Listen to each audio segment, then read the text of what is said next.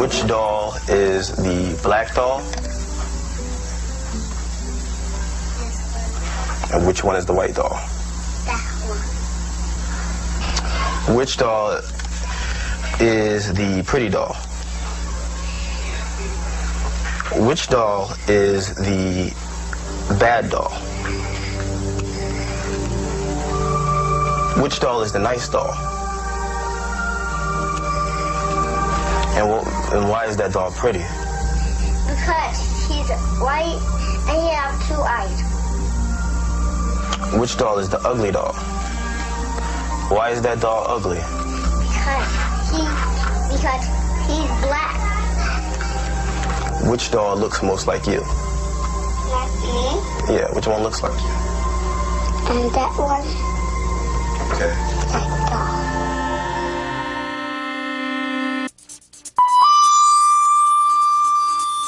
A ideia de raça é uma ideia extremamente moderna, né?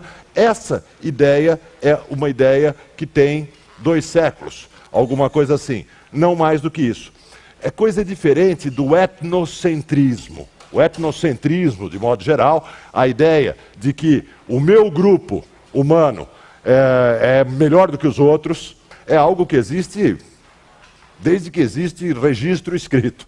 As chamadas evoluídas e também as sociedades chamadas primitivas, todas elas são etnocêntricas.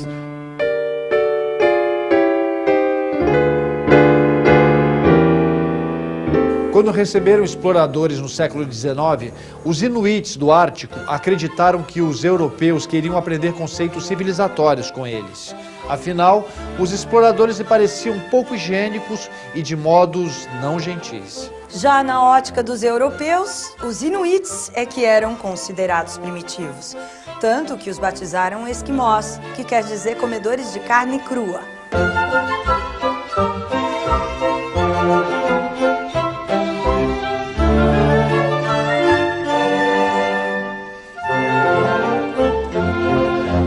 No etnocentrismo não há a ideia de ancestralidade, não há a ideia de que de uma família humana que atravessa a história como um meteoro atravessa o universo.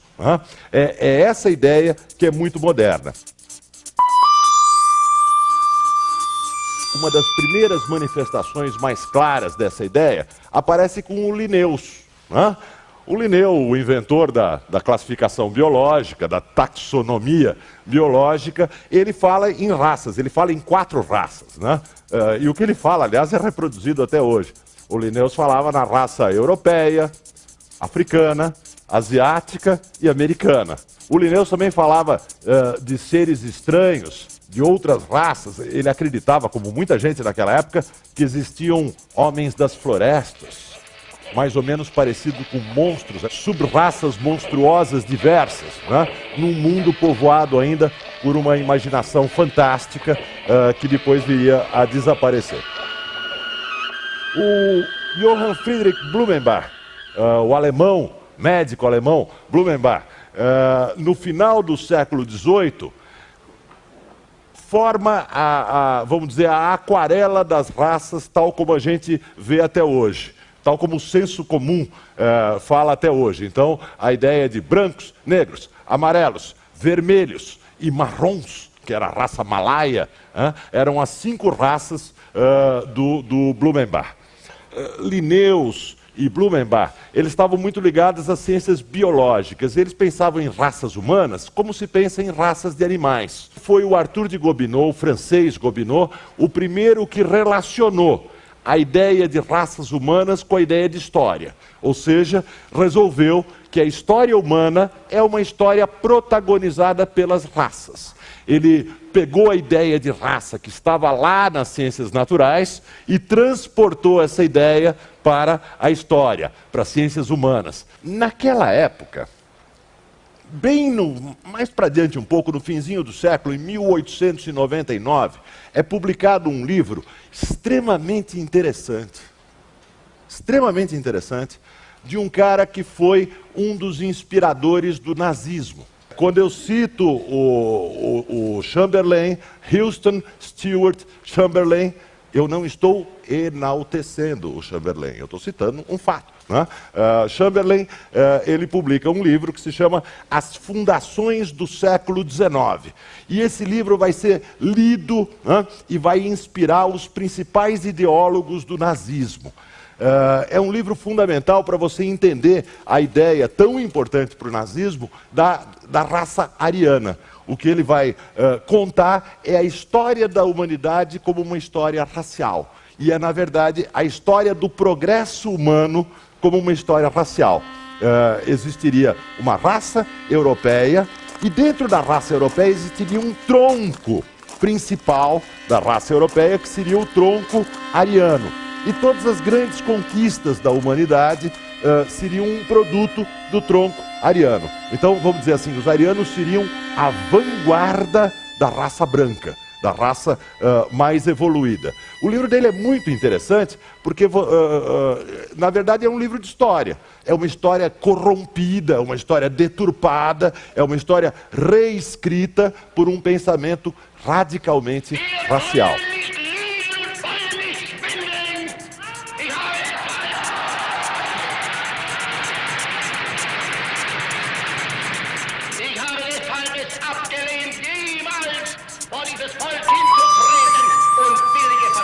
O mito da raça, tal como a gente conhece hoje, ele só se consolida junto com o darwinismo. É junto com a ideia de evolução, que a raça deixa de ser a raça tal como falada pelo Linneu, tal como falada pelo Blumenbach, que era apenas uma classificação estática de seres humanos.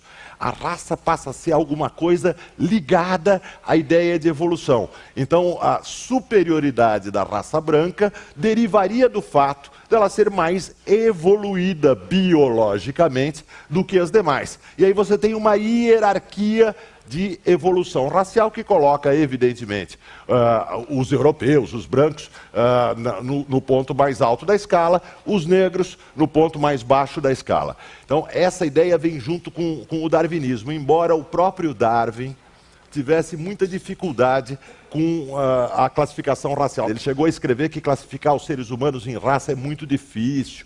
Ele tinha certas dúvidas. Mas uma série de cientistas naturais, médicos, não tinham dúvida nenhuma. E eles acoplam o evolucionismo à ideia racial. Começam a estudar crânios, começam a medir crânios, e ao medir crânios eles provam aquilo que eles já queriam provar, que a raça branca é superior. Alguns eram vilões científicos óbvios, eles deturpavam dados, eles mudavam os cálculos e por aí afora. Mas havia outros que não, que procuravam ou que acreditavam estar mantendo a objetividade científica. E é interessante observar como os instrumentos de autoilusão que eles criavam, para ao mesmo tempo em que se mantinham fiéis à suposta objetividade científica, se mantinham mais fiéis ainda às conclusões prévias que eles queriam tirar, ou seja, a conclusão da superioridade da raça branca. O século XIX é o século do outono da escravidão moderna.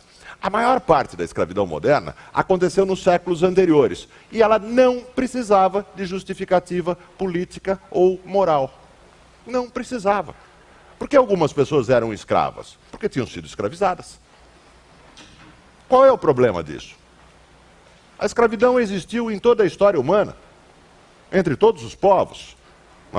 Desde a antiguidade, povos que venciam guerras escravizavam os povos derrotados. Se você não acha que os seres humanos são iguais por natureza, não há nenhum problema com a escravidão.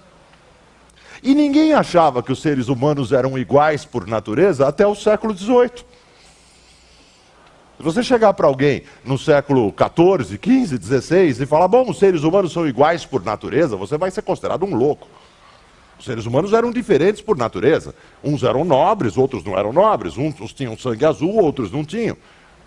É no século XVIII, com o iluminismo, com as luzes, que surge a ideia extremamente nova de que os seres humanos são iguais por natureza. Então é esse conceito da igualdade natural dos seres humanos que coloca um problema para a escravidão. Não só coloca um problema para a escravidão, é esse conceito que atiça a campanha anti-escravista. Houve uma grande campanha popular anti-escravista na Inglaterra, do final do século XVIII até o início do século XIX. A escravidão não precisou do mito da raça para existir. E o mito da raça surgiu depois que a escravidão tinha acabado ou estava acabando. Surgiu nos estertores da escravidão. O mito da raça serviu para outra coisa. Naquela época, no momento em que o conceito de raça estava se consolidando no mundo, aquela época da expansão imperial das potências europeias. Aquela época do imperialismo. É a época em que a Inglaterra, a França, a Alemanha, a Bélgica, até mesmo a Itália, partem em busca de colônias na Ásia e na África. Vamos lembrar que esse processo ele se inicia, na verdade, com as expedições de exploradores europeus na África, em meados do século XIX, mas ele se consolida lá no fim do século XIX, com a famosa Conferência de Berlim, de 1885, que inicia o processo da chamada Partilha da África. Veja, o imperialismo precisava do mito da raça. E o imperialismo precisava do mito da raça desesperadamente, porque as potências europeias não podiam se expandir para a Ásia e para a África sem conquistar o apoio da opinião pública europeia. É uma época diferente no mundo. Está surgindo a imprensa, não surgindo a imprensa antiga, está surgindo a imprensa moderna, está surgindo a imprensa noticiosa, com o telégrafo, mais tarde com o telefone. Está nascendo, está surgindo a educação pública. Pela primeira vez, uma grande parcela da população tem acesso à educação. Então, está nascendo aquilo que hoje a gente chama de opinião pública. Não era possível realizar a aventura imperial sem o apoio das opiniões públicas, da opinião pública europeia. E como explicar para a opinião pública europeia que nós, europeus, vamos dominar outros povos, se afinal todos são iguais perante a lei? Como conciliar o imperialismo com a ideia iluminista da igualdade natural? O mito da raça surge justamente para realizar essa conciliação. Todos somos iguais, mas não tão iguais assim, porque existem raças. Porque os colonizadores vão para a Ásia e para a África junto com os intelectuais. Eles vão junto com biólogos, médicos, antropólogos, principalmente antropólogos, que têm uma missão: classificar os povos conquistados. Definir a raça e a sub-raça desses povos. Definir a qual etnia eles pertencem. Então, junto de cada militar conquistador, anda do lado um antropólogo classificador. E esse homem vai criar os nomes das etnias que nós usamos frequentemente até hoje para nos referir a povos da Ásia e da África. É evidente que quem classifica etnia não diz que está criando etnias. Diz que está classificando coisas que existem desde sempre. E é isso que eles disseram. Quando você analisa o que os antropólogos europeus fizeram na Ásia e na África, você percebe que eles fizeram outra coisa. Eles produziram uma etnogênese colonial. Eles produziram etnias, em alguns casos, nos casos extremos, por meros enganos. Então tem etnias na África cujo nome até hoje, nome criado no século XIX, é porque o antropólogo ouviu o nome do chefe de uma tribo e resolveu chamar todos os povos que vivem naquela região com o nome do chefe daquela tribo. Porque ele entendeu errado, porque ele não falava a língua daquela tribo, porque ele entendeu que o nome do chefe da tribo era o nome de uma etnia. Como os europeus viviam em nações, os europeus imaginavam que os africanos viviam em nações, mas em nações inferiores, tribos ou etnias. Bom, A imensa maioria dos povos africanos não se organizava em tribos, se organizava em clãs, que é coisa completamente diferente. Mas os europeus os organizaram em tribos, os classificaram em tribos, porque estava de acordo com a sua visão de mundo. E quando eles foram classificados em tribos, eles começaram a ser tribos. Quando eles foram classificados em etnias, eles começaram a ser etnias. Porque uma administração colonial se estabeleceu, produziu carteiras de identidade para as pessoas e deu nomes étnicos para grupos de pessoas. E mais do que isso, distribuiu direitos segundo os nomes étnicos que atribuiu às pessoas. Então, pessoas de tal etnia devem frequentar as tais escolas e não aquelas outras. Pessoas daquela outra etnia devem ser atendidas pelo tal escritório colonial, para conseguirem tirar documentos. Pessoas daquela terceira etnia devem se dirigir a um determinado hospital, que é para aquela etnia. As pessoas começaram no seu dia a dia a ser obrigadas compulsoriamente a assumir uma identidade étnica que lhe havia sido atribuída. Porque a sua vida prática, os seus direitos passam a estar regulados por essa atribuição étnica. Nomear é, em primeiro lugar, um ato de conhecimento. Quando quem nomeia é o Estado, nomear é um ato de poder. Dar nome é ter poder sobre aquele grupo que você nomeia. As administrações coloniais nomearam as etnias e passaram assim a ter poder sobre essas etnias. Isso tem significados políticos e, portanto, vão surgir lideranças étnicas, representantes de etnias, que ao representar etnias se tornam candidatos ao alto funcionalismo público colonial. E com isso começa a surgir uma política étnica nos países africanos. Uma frase muito comum que eu ouço toda hora, até mesmo de pessoas bem inteligentes, mas que não são dessa área, é dizer, bom, essas etnias na África brigam desde sempre, elas se odeiam desde sempre. Está completamente errado isso. Elas nem sabiam que elas existiam há apenas 1,5 séculos. Elas sequer existiam há apenas 1,5 séculos. Há 1,5 séculos os ingleses as criaram. Ou os franceses as criaram em outros lugares, os belgas as criaram. E, portanto, esse ódio eterno das etnias é algo extremamente recente. É algo gerado por políticas coloniais extremamente recentes. Com os seus partidos, com os seus chefes, com os seus exércitos, hoje em dia, étnicos e por aí afora.